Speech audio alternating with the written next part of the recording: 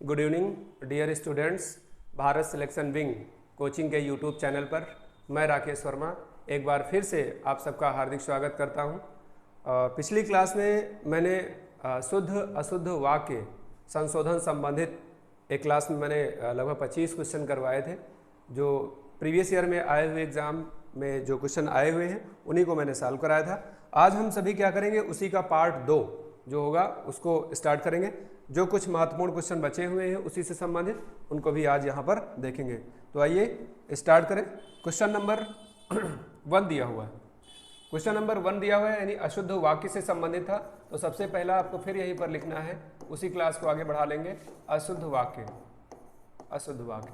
एक तो सेंटेंस ये दिया होगा, दूसरा दिया हुआ है उसी से संबंधित शुद्ध वाक्य। कौन सा दिया है? शुद्ध वाक्य। तो दो कंडीशंस हैं, यानी एक होगा अशुद्ध वाक्य और एक होगा यहाँ पर शुद्ध वाक्य।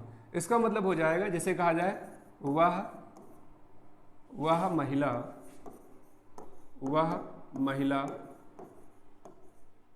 विद्वान, वह महिला विद्वान थी। ये दिया हुआ है अशुद्ध वाक्य, वह महिला विद्वान थी। तो महिला विद्वान नहीं होता है, कोई व्यक्ति जब होता है तो उसके लिए हम विद्वान शब्द लाते हैं। इसीलिए जो लिंग संबंधी अशुद्धि है यहाँ पर वो शब्द देखने को मिल रहा है।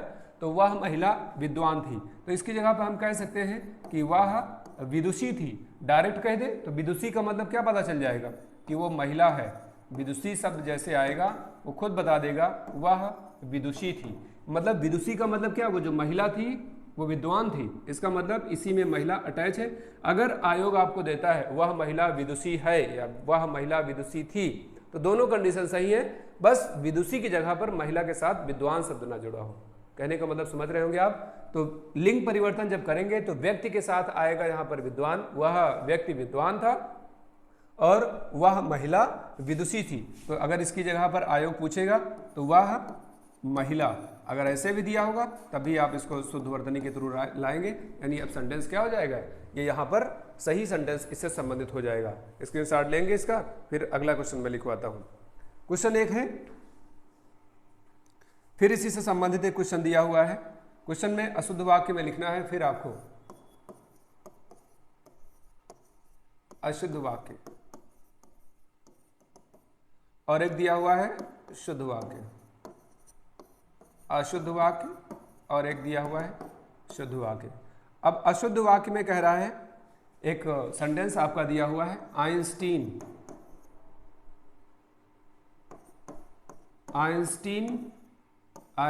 के पास विचित्र बुद्धि थी। आइंस्टीन के पास विचित्र बुद्धि थी। ये क्वेश्चन दिया हुआ है। क्वेश्चन पूछेगा कि आइंस्टीन के पास एक विचित्र बुद्धि थी। वाक्य में कहाँ पर अशुद्धि है, उस अशुद्धि को आपको बताना है।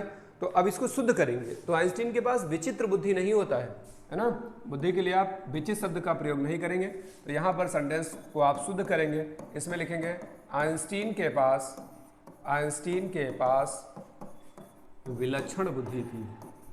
आइंस्टीन के पास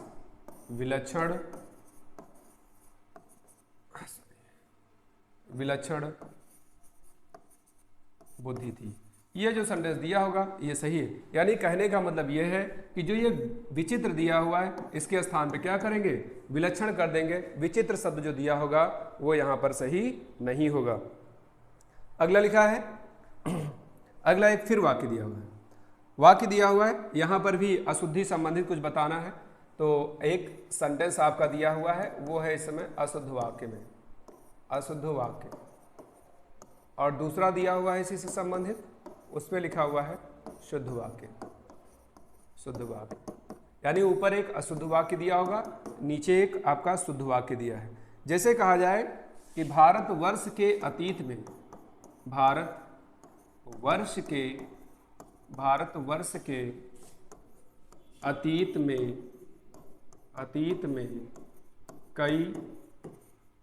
कई निर्दयी शासक हुए।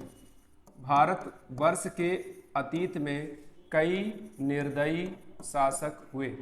तो जब भारतवर्ष दिया ही है, यानी कहने का मतलब समझें, तो भारतवर्ष का मतलब क्या है कि भारत में अब तक जितने वर्ष बीत चुके हैं उसी की बात हो रही है। तो भारत में जितने वर्ष बीत चुके हैं तो इसका मतलब वो भारतवर्ष है पीछे का, तो अतीत जोड़ने की जरूरत नहीं है, सीधे हम ये कहेंगे कि भारतवर्ष में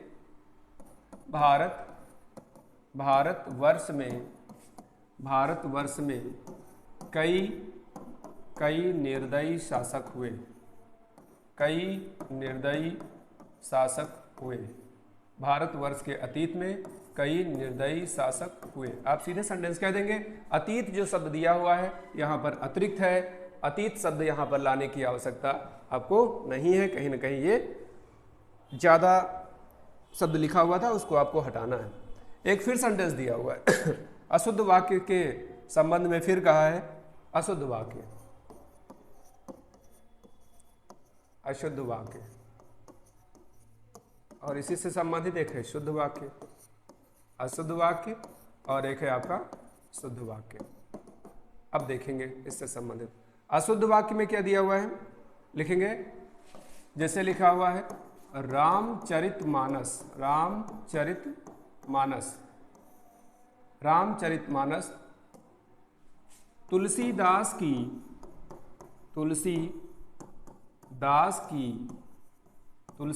की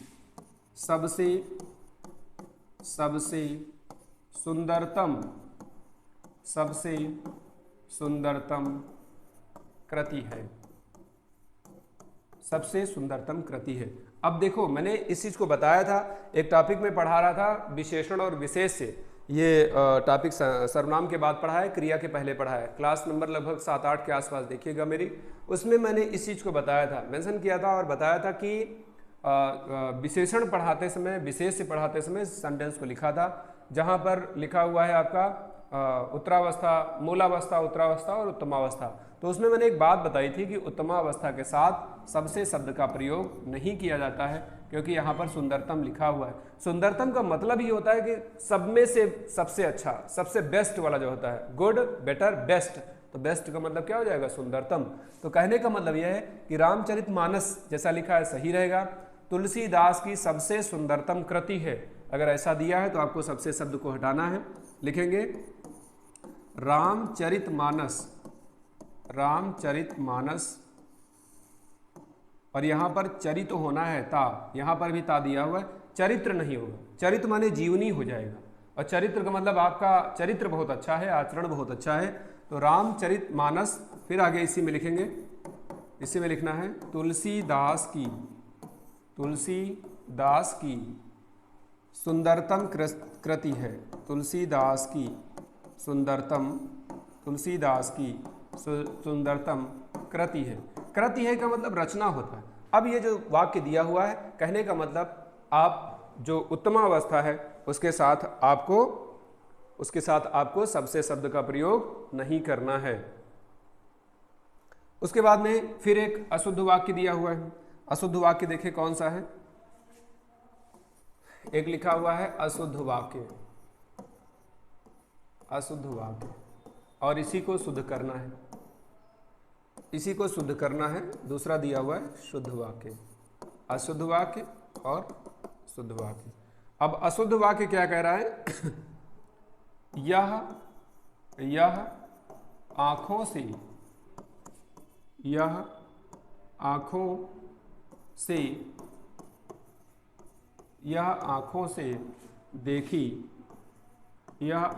देखी घटना है। यह दिया हुआ है शुद्ध वाक्य, यह आंखों से देखी घटना है। अरे भैया आंख से ही तो देखेंगे, और कहां से देखेंगे, नाक कान गले से तो देखना नहीं है ना।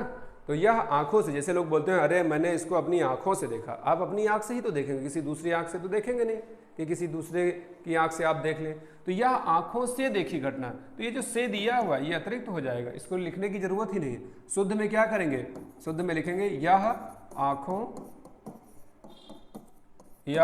आंखों देखी घटना है।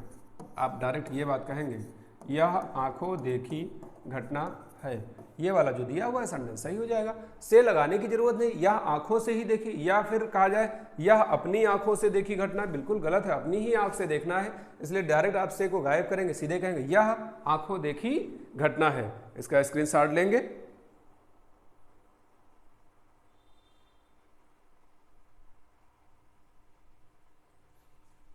ले लिया है। अगला सेंटेंस फिर लिखना है। अगला सेंटेंस दिया हुआ है अशुद्ध वाक्य। अशुद्ध वाक्य में लिखेंगे अशुद्ध वाक्य, और एक दिया हुआ है आपका शुद्ध वाक्य। अशुद्ध वाक्य और शुद्ध वाक्य दिया हुआ है। अशुद्ध वाक्य में दिया हुआ है, अशुद्ध वाक्य में लिखेंगे श्री राम 14 वर्ष बाद, 14 वर्ष बाद वन से वापस लौटे। ये दिया हुआ है। कितने वर्ष बाद? 14 वर्ष बाद। तो ये इसको शुद्ध करना है, यह शुद्ध में दिया हुआ है, तो शुद्ध में लिखेंगे श्री राम 14 वर्ष बाद, 14 वर्ष बाद वन से लौटे। ये आप लिखेंगे, वन से वापस लौटे। वापस का मतलब क्या? लौटने का मतलब ही है वापस।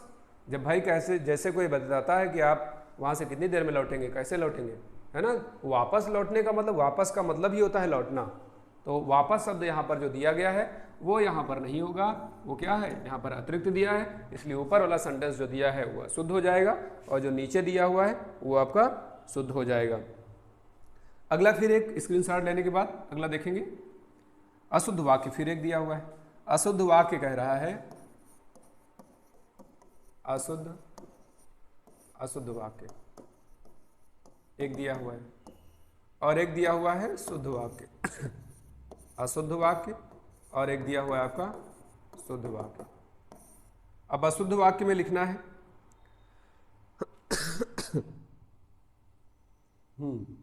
अशुद्ध वाक्य एक है और एक है शुद्ध वाक्य। इससे संबंधित एक सेंटेंस लिखेंगे, एक गीतों की पुस्तक ला दीजिए। एक गीतों की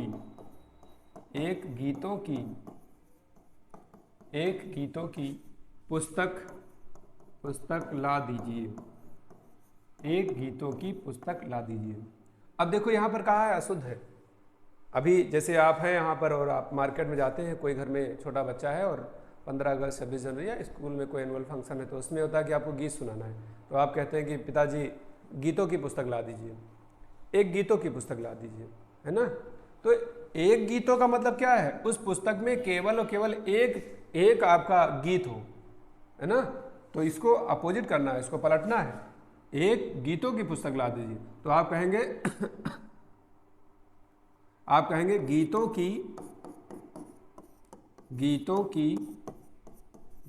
की एक पुस्तक ला दीजिए। आप ऐसे बोलेंगे, गीतों की एक पुस्तक, यानी एक पुस्तक होगी, उसमें 10-15 गीत होंगे, 20 गीत होंगे, तो गीतों की एक पुस्तक लाना है, ना कि एक गीतों की पुस्तक लाना। एक गीतों का मतलब एक ही गीत है उसमें, इसलिए ऊपर वाला जो सेंटेंस दिया गया है वो अशुद्ध हो जाएगा। इसका भी स्क्रीनशॉट लीजिए या फिर आप लिख लेंगे। उसके बाद में नेक्स्ट स्लाइड में देखेंगे। नेक्स्ट स्लाइड में ये है अशुद्ध वाक्य, फिर लिखना है। अशुद्ध वाक्य दिया हुआ है, अशुद्ध वाक्य, अशुद्ध वाक्य, और नीचे लिखेंगे शुद्ध वाक्य, शुद्ध वाक्य, अशुद्ध वाक्य और एक है शुद्ध वाक्य। अब अशुद्ध वाक्य में लिखना है अशुद्ध वाक्य में लिखेंगे बंदूक, लिखेंगे बंदूक बड़ा उपयोगी अस्त्र है। बंदूक बड़ा उपयोगी अस्त्र है। अब देखो, एक ये सेंटेंस जो दिया है ये वाक्यांश के लिए एक शब्द का दिया हुआ है।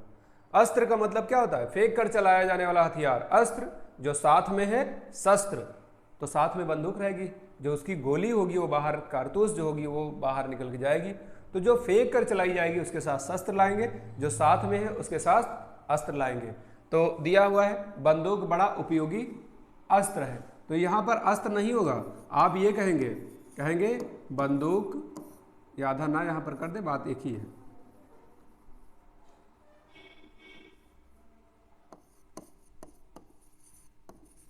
बंदूक बड़ा उपयोगी शस्त्र है। बंदूक बड़ा उपयोगी शस्त्र है, जो साथ में है वो शस्त्र है ना, तो बंदूक साथ में रहता है, शस्त्र है। अच्छा, इसी से सेंटेंस एक और याद है, एक और सेंटेंस इसी से आप रिलेट करेंगे। अशुद्ध वाक्य में लिखना है, अशुद्ध वाक्य,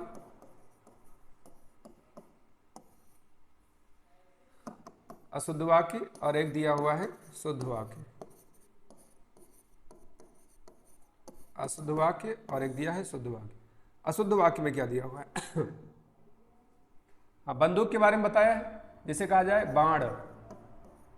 बाण एक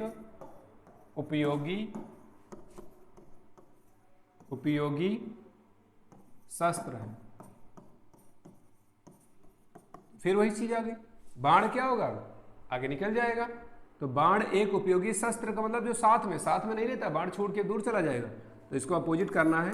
अपोजिट में लिखेंगे बाण एक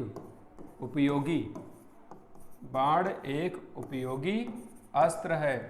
और फेंक कर चलाया जाने वाला हथियार अस्त्र, जो साथ में है या हाथ से पकड़ कर चलाया जाने वाला हथियार शस्त्र। तो इसका मतलब ये भी सेम क्वेश्चन है। अगला लिखेंगे, अगला सेंटेंस लिखना है अशुद्ध वाक्य।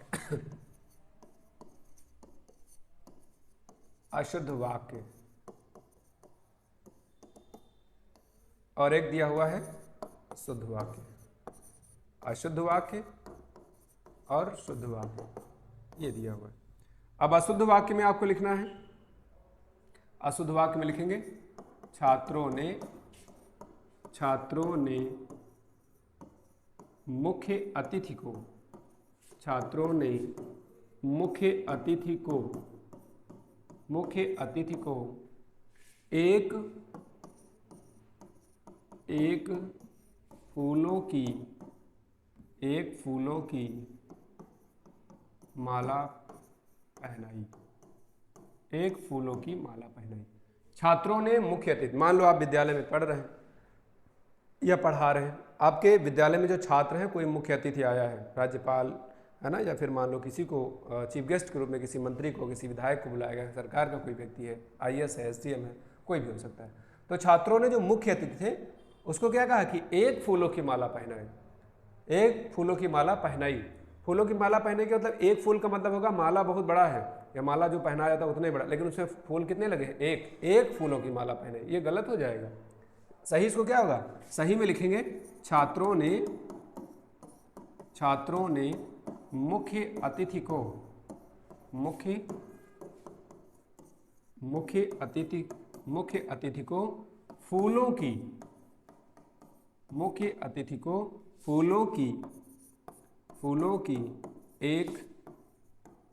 फूलों की एक माला पहनाई। अब ये सही हो जाएगी, फूलों की एक माला। अब सही है, फूलों की एक माला मतलब सारे फूल उसमें लगे हुए इधर से, वो ये पहनाएगा। तो ऊपर वाला क्या होगा? अशुद्ध हो जाएगा, नीचे वाला क्या हो जाएगा? वो शुद्ध हो जाएगा। तो इसका भी स्क्रीनशॉट लीजिए। अगला लिखवाएं, अगला लिखा हुआ है, एक अशुद्ध वाक्य दिया हुआ है। अशुद्ध वाक्य में लिखा हुआ है अशुद्ध वाक्य, और एक है शुद्ध वाक्य। अशुद्ध वाक्य और एक शुद्ध वाक्य। अशुद्ध वाक्य में लिखेंगे अशुद्ध में लिखेंगे भीड़ में चार पटना के व्यक्ति भी थे। 4 पटना दिया हुआ है। क्या दिया हुआ है? 4 पटना। भीड़ में 4 पटना के व्यक्ति भी थे, मतलब कोई भीड़ है उसमें कहा कि 4 पटना। 4 पटना नहीं होता है, पटना के 4 करेंगे भाई। तो यहाँ पर आपको शुद्ध में लिखना है कि भीड़ में पटना के चार व्यक्ति भी थे। इसको आगे पीछे क्रम हुआ है तो इसमें लिखना है पटना के चार, ना कि चार पटना करना है, ये अशुद्ध हो जाएगा। ये यहाँ पर क्या कंडीशन है, ये शुद्ध हो जाएगा। तो शुद्ध वाक्य में दिया भीड़ में पटना के चार व्यक्ति भी थे। आप इसको करेंगे तो ये आपका सेंटेंस सही हो जाएगा, है ना। आगे देखें, अगला सेंटेंस दिया हुआ है। अगला सेंटेंस लिखेंगे। एक सेंटेंस कह रहा है कि सेंटेंस में लिखा है कि कई बैंक के कर्मचारियों ने प्रदर्शन किया। तो कई बैंक नहीं होता है, आप ये कहेंगे इसको शुद्ध वाक्य में कि बैंक के कई कर्मचारियों ने प्रदर्शन किया। तो अब आप अगला सेंटेंस लिखेंगे, अशुद्ध वाक्य से संबंधित है। अशुद्ध वाक्य,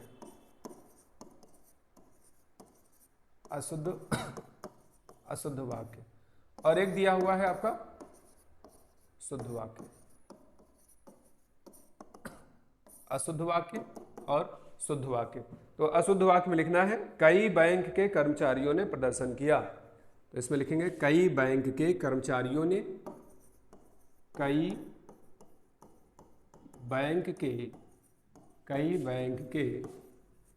कर्मचारियों ने, कई बैंक के कर्मचारियों ने प्रदर्शन किया। कई बैंक के कर्मचारियों ने प्रदर्शन किया, ये दिया हुआ है। कई बैंक के कर्मचारियों ने प्रदर्शन किया। तो कई बैंक नहीं होता है, इसमें लिखेंगे बैंक के कई कर्मचारियों ने, बैंक के कई कर्मचारियों ने, कई कर्मचारियों ने प्रदर्शन किया। ये सेंटेंस जो दिया गया वो सही है। बैंक के कई कर्मचारियों ने प्रदर्शन किया, जो सेंटेंस दिया हुआ है वो आपका सही हो जाएगा। लिख लिया ना।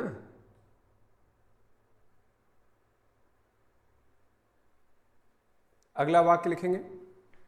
अगला वाक्य फिर दिया है इसमें अशुद्ध वाक्य में लिखना है अशुद्ध वाक्य,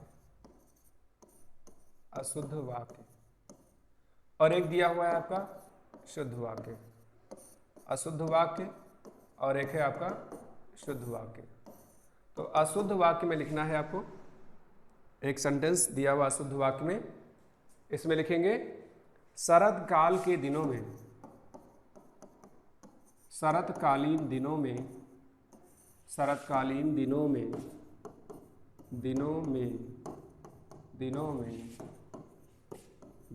चंद्रमा की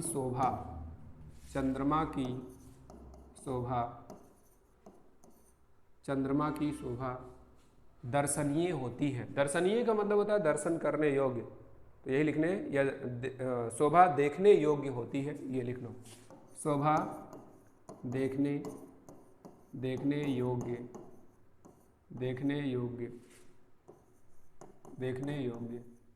होती है, ये लिखना है आपको।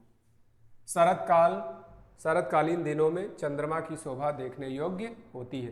तो शरतकालीन दिनों लिखने की जरूरत नहीं है, शरतकालीन में कर देंगे, या फिर लिखेंगे शरतकाल में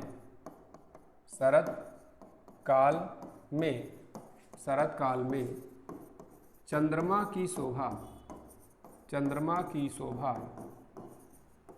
की शोभा देखने योग्य होती है, देखने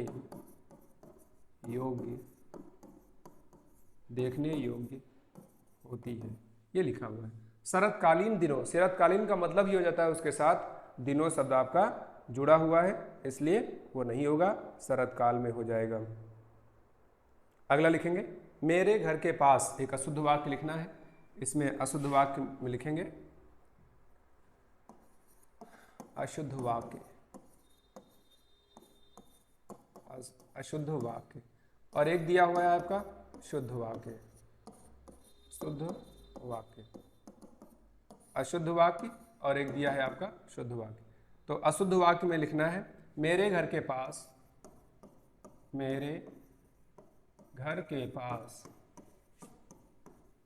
मेरे घर के पास एक हलवाई की दुकान है। एक हलवाई की दुकान है। क्या पूछा है? मेरे घर के पास एक हलवाई की दुकान है। एक हलवाई का मतलब एक ही हलवाई है, इसको अपोजिट करना है। क्या करेंगे? इसमें लिखेंगे मेरे घर के पास हलवाई की एक दुकान है। ऐसे लिखेंगे, हलवाई की एक दुकान है, ये लिखना है। एक हलवाई नहीं कहेंगे भाई, वो गलत हो जाएगा, आगे पीछे उसका क्रम हो रहा है। तो आपको लिखना है, क्या लिखेंगे? मेरे घर के पास हलवाई की एक दुकान है। इसका स्क्रीनशॉट ले लीजिए, फिर मैं आगे फिर लिखूँ। आगे फिर अशुद्ध वाक्य में लिखा हुआ है। अशुद्ध वाक्य में लिखना है अशुद्ध वाक्य, और एक दिया हुआ है शुद्ध वाक्य। अशुद्ध वाक्य और एक दिया हुआ है शुद्ध वाक्य। तो अशुद्ध वाक्य में लिखना है इसमें लिखेंगे देखो। अशुद्ध वाक्य में लिखेंगे देखो फूलों पर भंवरे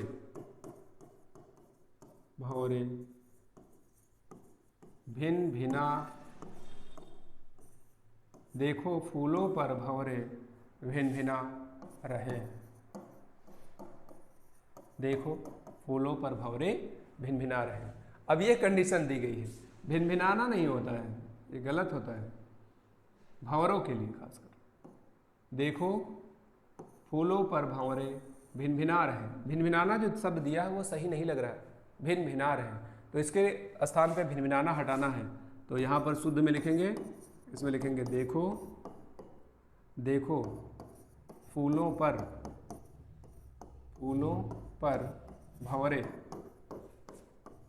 भंवरे गुंजार कर रहे हैं।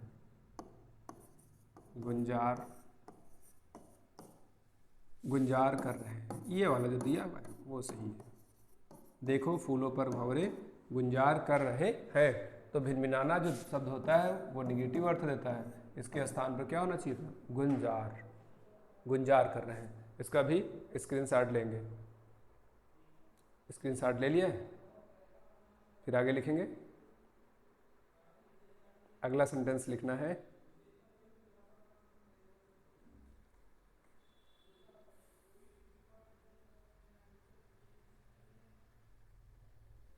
अगला सेंटेंस अशुद्ध वाक्य में लिखना है उसने अशुद्ध वाक्य।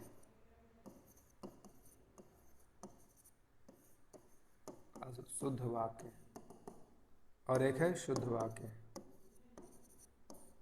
अशुद्ध वाक्य और अगला है शुद्ध वाक्य, है ना। अब अशुद्ध वाक्य में लिखना है, अशुद्ध वाक्य में लिखेंगे उसने नहाकर भोजन खाया। उसने नहाकर भोजन खाया, ये दिया होगा। तो उसने नहाकर भोजन किया, इसके स्थान पे ये करिए, उसने नहाकर भोजन किया, ये जो दिया हुआ है ये सही है। उसने नहाकर भोजन किया, ना कि खाया, ये गलत होगा। उसने नहाकर भोजन किया कौन सी क्रिया है? कमेंट करिए आप सभी। मैंने लिखवाया था क्रिया पढ़ाते समय, किस क्रिया के अंतर्गत आएगा? स्क्रीनशॉट लिया है? चलिए आगे अगला क्वेश्चन है। अगला क्वेश्चन फिर है अशुद्ध वाक्य से संबंधित। लिखेंगे अशुद्ध वाक्य,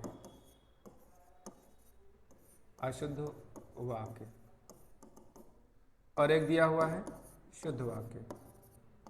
अशुद्ध वाक्य और एक है आपका शुद्ध वाक्य। अशुद्ध वाक्य में लिखा हुआ है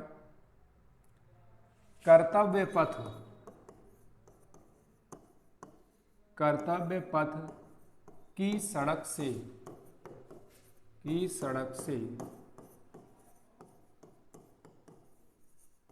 की सड़क से झांकियां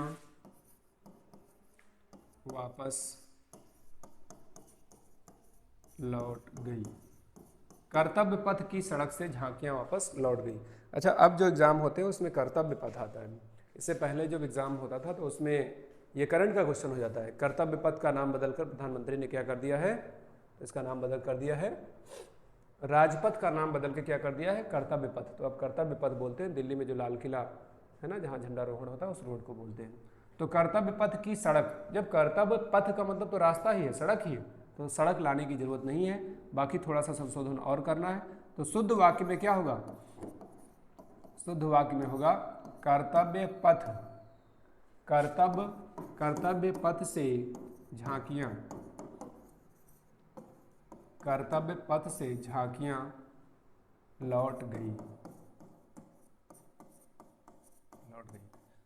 वापस लौट गई। बात तो वही है, लौटना सीधे कह देंगे, या फिर अगर दिया होगा तो सड़क शब्द जो यहाँ पर दिया हुआ है ये नहीं होना चाहिए था, बस मेन चीज यहाँ पर ये गलती है। लेकिन अगर पूरी तरह से हम आए तो लौट गई, इसका मतलब वापस हो गई, है ना, तो वहाँ पर वापस शब्द आपको लिखने की जरूरत नहीं है। फिलहाल ये सेंटेंस जो दिया हुआ है एकदम सही है।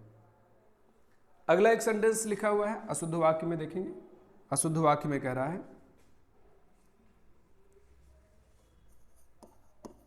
अशुद्ध वाक्य, अशुद्ध वाक्य, और अगला है शुद्ध वाक्य, शुद्ध वाक्य, अशुद्ध वाक्य और शुद्ध वाक्य। इसमें दिया हुआ है हिंदी के प्रचार में, हिंदी के प्रचार में, हिंदी के प्रचार में आज भी बड़े बड़े संकट हैं, बड़े बड़े संकट है, ये दिया हुआ है। तो हिंदी के प्रचार में आज भी बड़े बड़े संकट है। अच्छा, इसका मतलब ये होता है एक तरह से कि देखा होगा दक्षिण भारत में हिंदी का आज भी, है ना, बहुत ज़्यादा चलन नहीं है, वहाँ की जो लोकल लैंग्वेज है उस पर फोकस किया था। फिलहाल सरकार ने इसके ऊपर थोड़ा संशोधन किया कि हिंदी को भी बढ़ावा दिया जाए, है ना। तो हिंदी के प्रचार में आज भी बड़े बड़े संकट हैं, ये आपका अशुद्ध है वाक्य, इसको अब आप शुद्ध करना है। शुद्ध कहाँ से करेंगे, तो इसको आप लिखेंगे कि हिंदी के प्रचार में, हिंदी के प्रचार में आज भी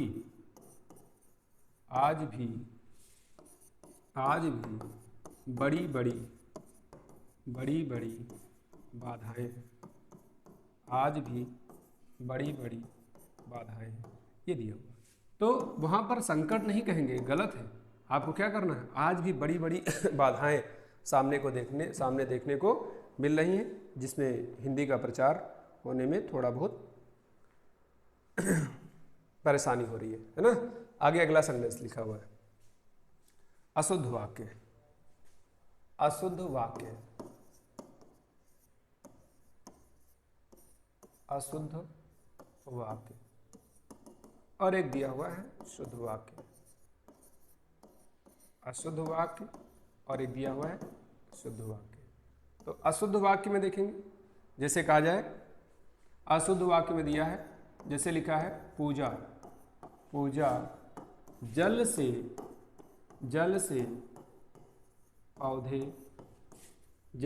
पौधे सींच रही है, ये दिया हुआ है, एक गर्ल्स है ना। पूजा जल से पौधे सींच रही है, अरे भैया जल से ही तो पौधे सींचे जाते हैं, तो डायरेक्ट हम क्या कहेंगे, जल से नहीं होगा, आप डायरेक्ट ये कहेंगे पूजा पौधे सींच रही है, पूजा पौधे सींच रही, ना कि कहेंगे पूजा जल से पौधे से, जल से ही तो सींचना है, इसलिए सेंटेंस क्या होगा, पूजा पौधे सींच रही है। ये जो सेंटेंस दिया हुआ इस समय ये पूरी तरह से शुद्ध हो जाएगा। अगला देखेंगे, इसका स्क्रीनशॉट ले लेंगे, इसका स्क्रीनशॉट ले लेंगे।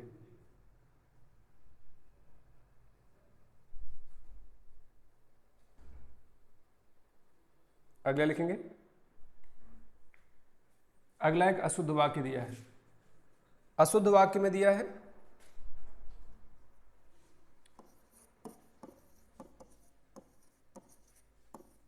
अशुद्ध वाक्य, और दूसरा दिया हुआ है शुद्ध वाक्य। अशुद्ध वाक्य और दूसरा दिया हुआ है शुद्ध वाक्य। तो अशुद्ध में लिखना है, लिखेंगे भारत के भूगोल, भारत के भूगोल, भारत के भूगोल की एक प्रति, की एक प्रति, की एक प्रति, भारत के भूगोल की एक प्रति खरीदनी है।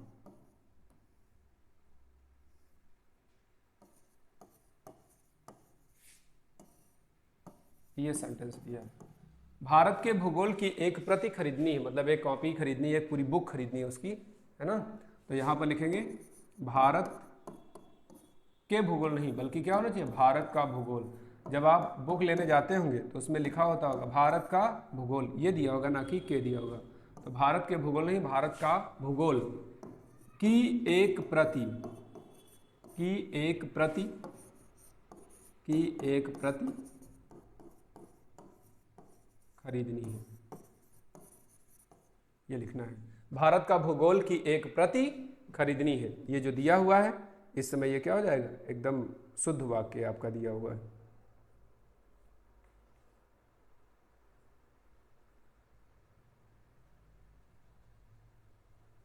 अगला लिखेंगे, स्क्रीनशॉट ले लीजिए, स्क्रीनशॉट लेंगे और एक सेंटेंस फिर दिया है, अशुद्ध वाक्य में लिखना है, अशुद्ध वाक्य, और एक दिया हुआ है शुद्ध वाक्य, शुद्ध वाक्य, अशुद्ध वाक्य और एक दिया है शुद्ध वाक्य। इसमें लिखेंगे सुभद्रा कुमारी चौहान, सुभद्रा कुमारी चौहान, चौहान बड़ी, बड़ी जीवंत, बड़ी जीवंत कवि थी। फिर गलत हो जाएगा, गलत क्यों हुआ, क्योंकि कवि नहीं होगा, कवि का मतलब भी कोई यहाँ पर व्यक्ति से संबंधित हो जाएगा, तो इसलिए कवि नहीं होगा। तो डायरेक्ट आप क्या बात कहेंगे, बात कहेंगे सुभद्रा, सुभद्रा कुमारी, सुभद्रा कुमारी चौहान, सुभद्रा कुमारी चौहान बड़ी जीवंत,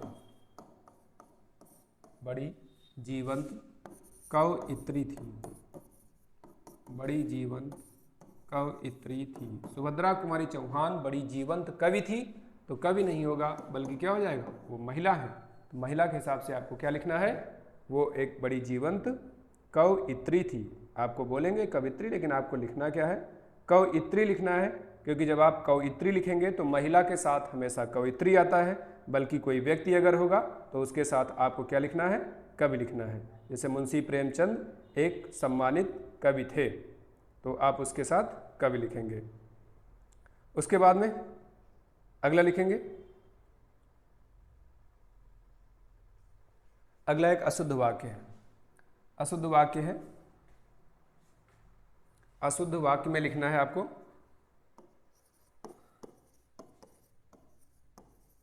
अशुद्ध वाक्य, और एक दिया हुआ है शुद्ध वाक्य, अशुद्ध वाक्य और एक दिया हुआ है शुद्ध वाक्य। तो अशुद्ध वाक्य में लिखना है, अशुद्ध वाक्य में लिखेंगे अशुद्ध वाक्य में लिखेंगे उसे अनुत्तीर्ण होने का शक है, उसे अनुत्तीर्ण, उसे अनुत्तीर्ण, उसे अनुत्तीर्ण होने का, उसे अनुत्तीर्ण होने का शक है, ये दिया हुआ है। तो शक होगा, शक सही दिया हुआ है क्या, उसे अनुत्तीर्ण होने का शक है, ये सेंटेंस सही हो सकता है, मेरे हिसाब से तो बिल्कुल गलत है। शक किसी चीज़ में होता है, जैसे कोई चीज़ खो जाए, है ना, और कोई व्यक्ति बैठा हो सामने, अगल बगल घर में कोई हो, तो आपको शक है कि कोई चुरा लिया है मेरी चीज़ को, तो यानी घर में रखी हुई वस्तु या कहीं पर भी कोई वस्तु रखी है और गायब हो गई तो इसका मतलब आप किसी के ऊपर शक करेंगे, है ना, वो चीज़ जाएगा। तो उसे अनुत्तीर्ण होने का शक है, ये अनुत्तीर्ण होने के लिए शक नहीं होगा। तो आपको शुद्ध वाक्य में लिखना है उसे अनुत्तीर्ण